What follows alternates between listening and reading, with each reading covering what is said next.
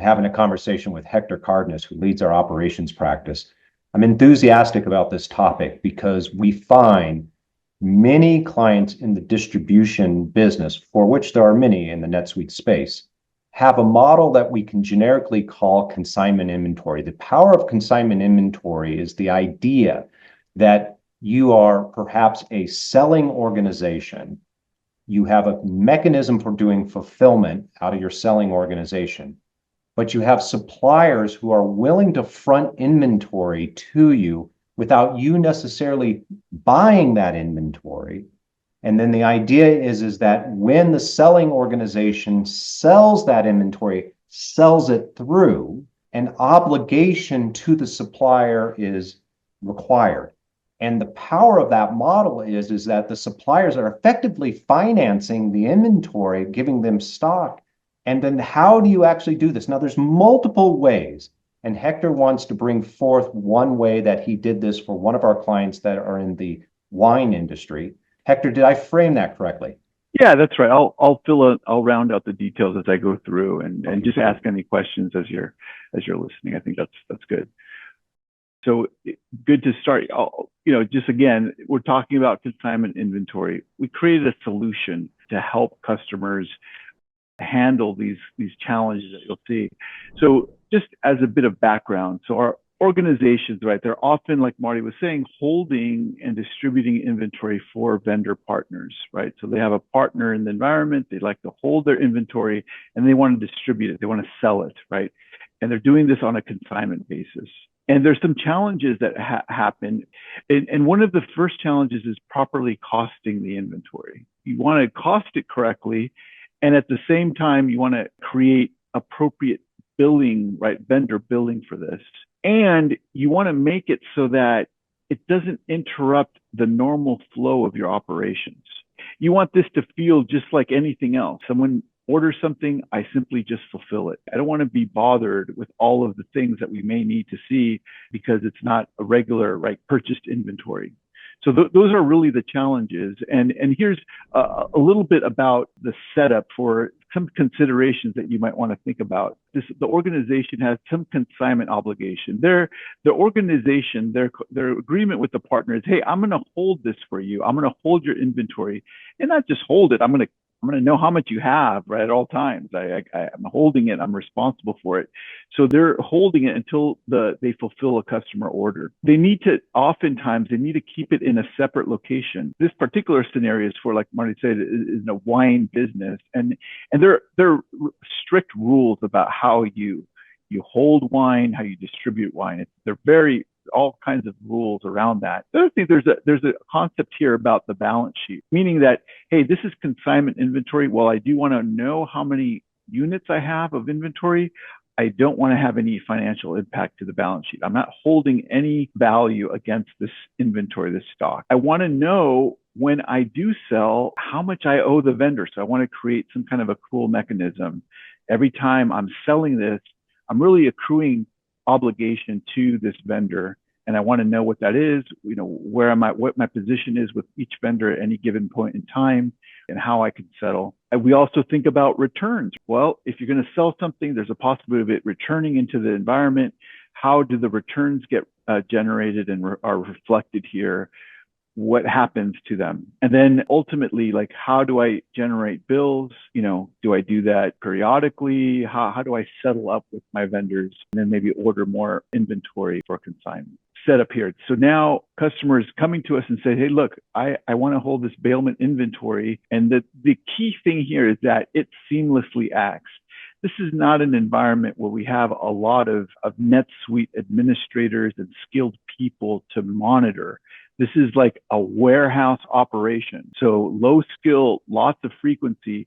People are just used to like pushing a button, getting things done. So we want to be kind of invisible to the operation. And then, we want to make sure that the costing, the accruals, all of this on the vendor bill, all of that transactional work is done correctly. What we're doing, and here is, I think, the critical part of this is that because we're isolating it by location, so we create like an inventory location that reserves all of this bailment inventory, consignment inventory. What we are using is the transfer orders technology, the fact that we can create a transfer order and add cost during the transfer order process to do this work. So this is a key. We're just leveraging NetSuite, what NetSuite offers to us right out of the box, but we're using that in a custom way to be able to do this work. Okay, and we'll go through that a little bit. And then we obviously have to decorate the item. We do some decoration, but the main decoration is against this gain loss account. This gain loss account is going to hold basically our accruals in the environment. And again, part of that, we want to use all of these scripted record technologies, all this automation to just produce the results that we're doing so it really works seamlessly in their environment. What I'll go to now is just a little bit of a workflow, just so you can appreciate what it is that we're doing, and then we'll look at the transactions after that. So the first thing that we're saying is that, hey, we're going to receive inventory just like we normally do. This is normal. I'm going to generate a PO. I'm going to create this purchase order at no cost. I'm going to receive it at no cost. I'm going to generate inventory into my stock ledger at no cost. That's the first and fundamental thing. I got to have something to play with. The important part about this here is that we do have a location, a bailment location that now has inventory but no cost, and we want to isolate that, because as soon as you bring inventory into another location, this NetSuite is going to start doing its normal like average costing and FIFO, and so we get all convoluted. So it's really important that we have a location where we can isolate this kind of inventory. We just think about receiving inventory. No big deal here. This allows you to get the quantity factor. It allows for a typical kind of receiving. Exactly. From the perspective of the people in the warehouse, hey, they have a PO. They're just going to receive it just like everything else. It just says receive at at this location. They've kind of, in their environment, they've isolated a portion of their warehouse to hold this kind of inventory. So it truly is a different inventory location in their world. And now we have this process here where we're going to be getting an invoice transaction in this customer's environment. So this invoice transaction represents the demand. Okay. Normally in the world, we would see, oh, you get a sales order, you get a item fulfillment record, you would get then an invoice, right? That's kind of a normal. They don't do this in this environment. They are getting orders that are automatically just becoming invoices in their environment. They're just creating an invoice against an order, right?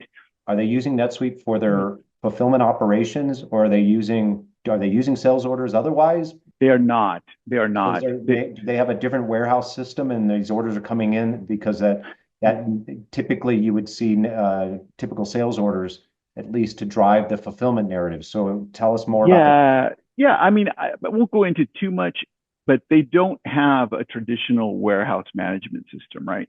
They are a very low-tech kind of organization that simply sees all of these invoices, prints them out, and then warehouse workers go in and pick items, package them, and let them go. Okay. But that was their previous world anyways. They were using invoicing and so forth, because I might challenge that model otherwise, but I wanted to understand. Yeah. This was their existing situation. You typically wouldn't see this, but this is their existing model, how they would bring in, how they would fulfill anything. Okay. So they use invoices almost like pickers and shippers, and it's a way to drive the warehouse. We know that there's, that is not necessarily a traditional flow, but let's go with the concept that the invoice is driving this. I need to be there with you. Yeah, let's go with that concept. It really is the demand record.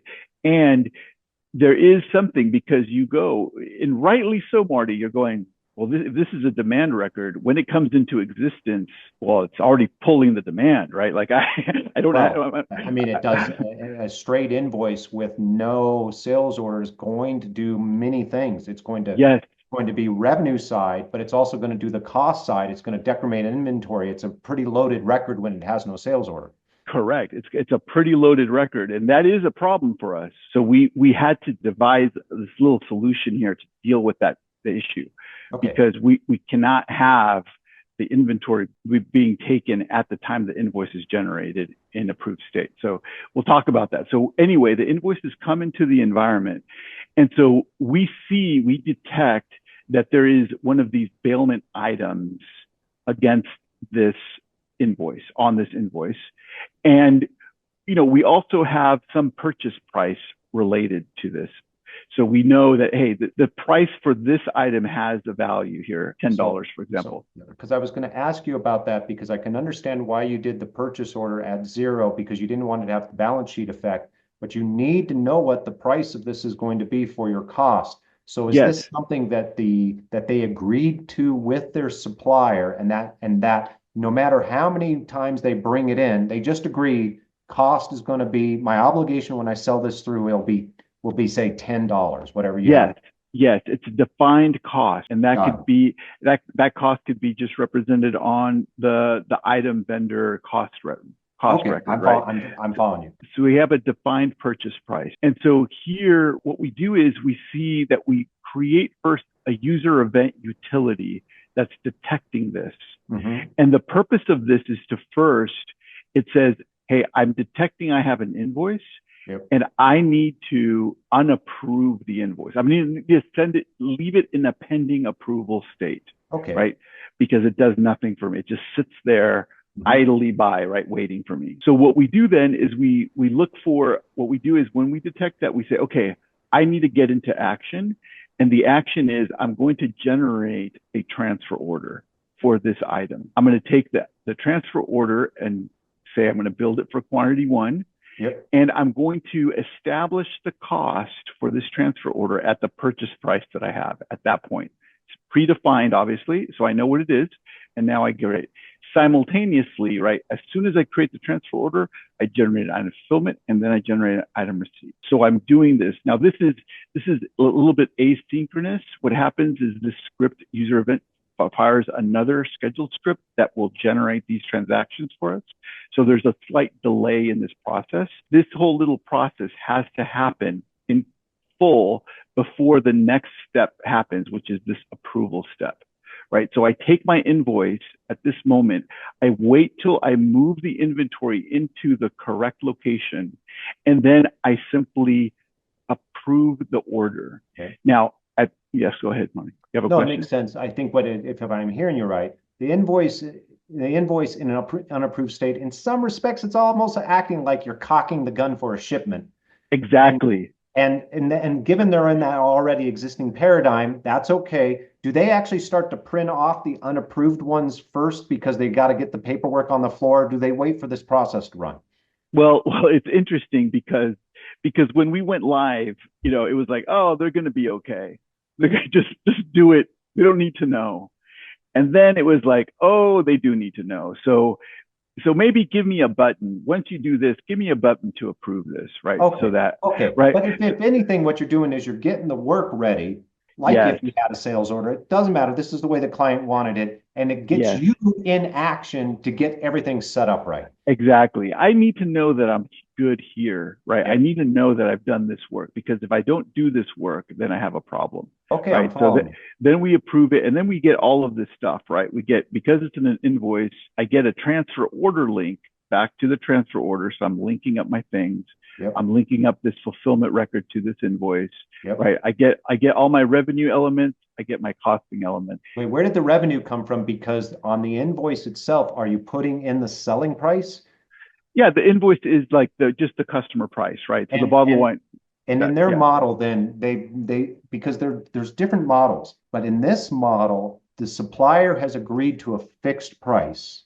This company has the luxury of selling it at whatever price it wants to do, and it has its obligation then at that fixed price. That's the model.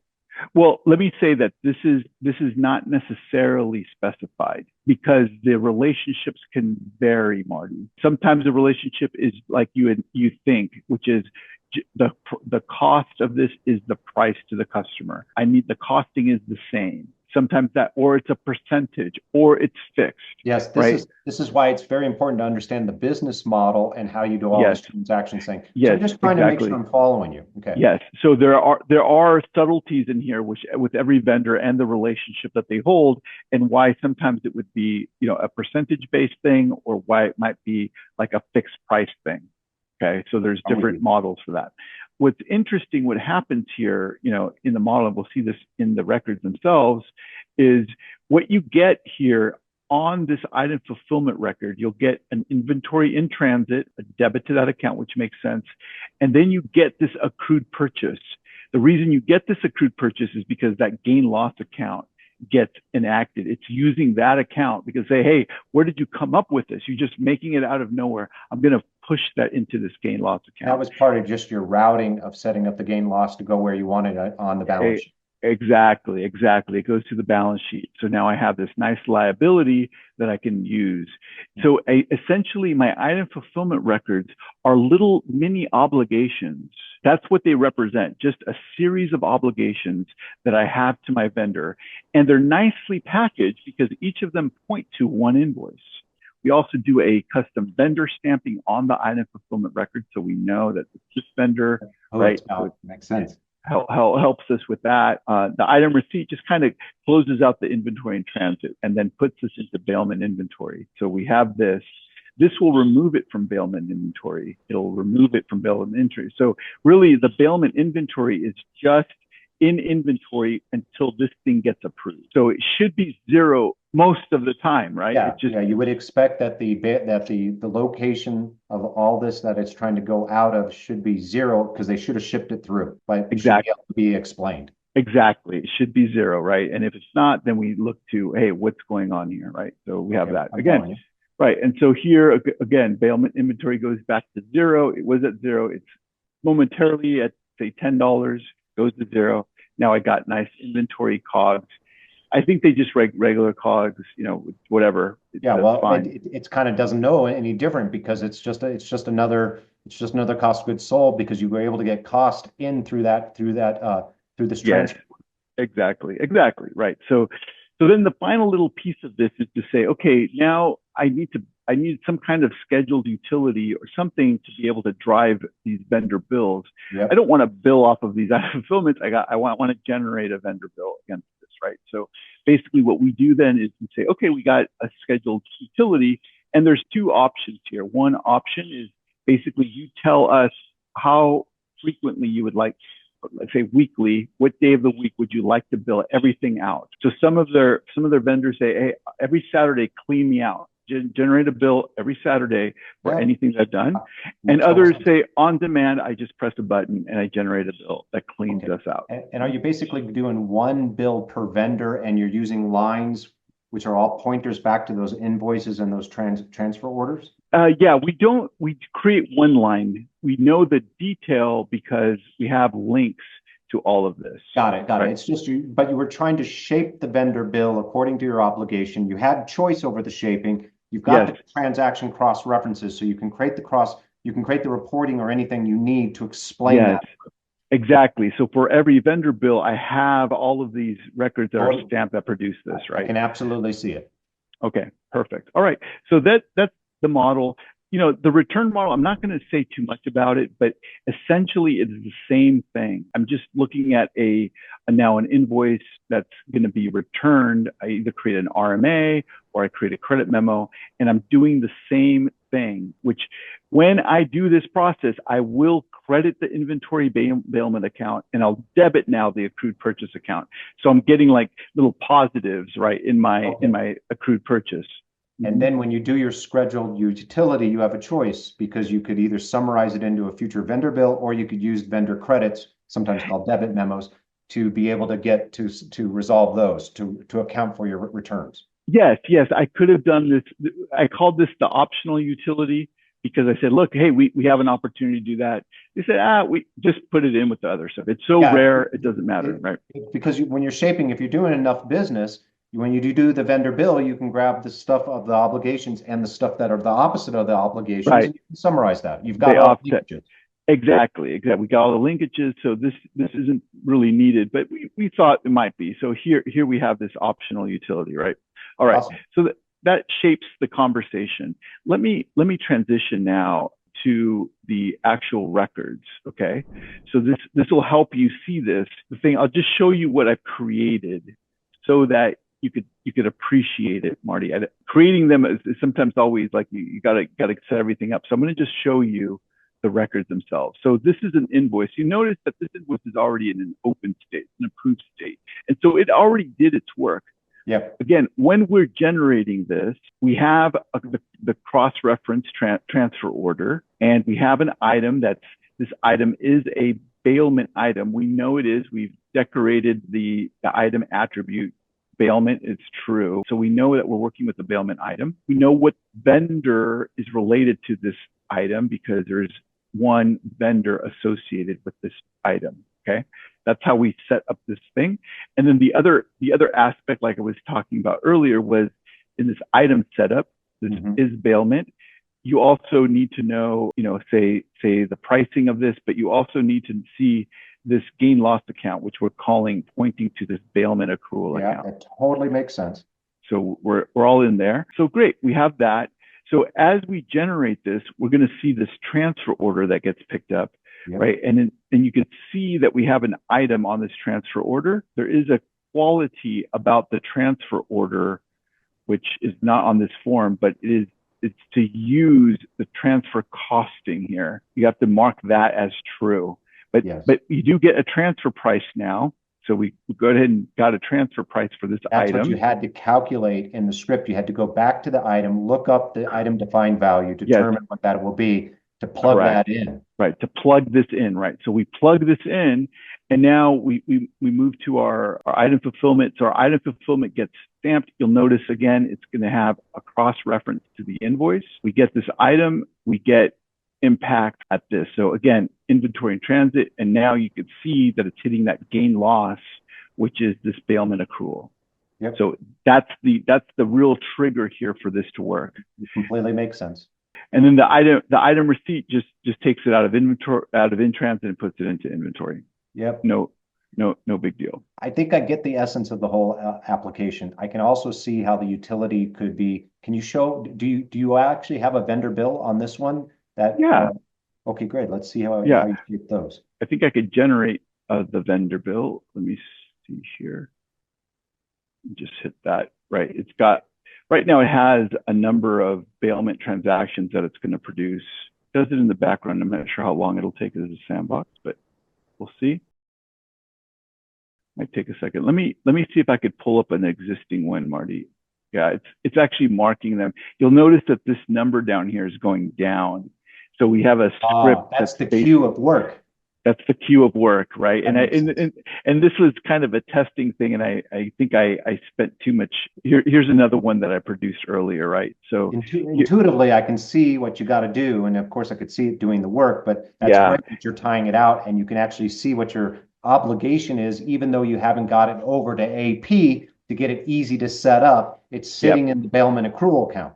Right, this bailment accrual right here. Here's one that I did do actually previously. So I have this 52,000 in here. We have all the bailment transactions. We have a little sub list that shows all the items and values for that. And then same thing, you could print out a vendor bill, right? All of the data, obviously this demonstrates that we have a connection to all of the data, all of the original item fulfillments, right? So we could generate a bailment bill related to each of the items that are on this that have been delivered.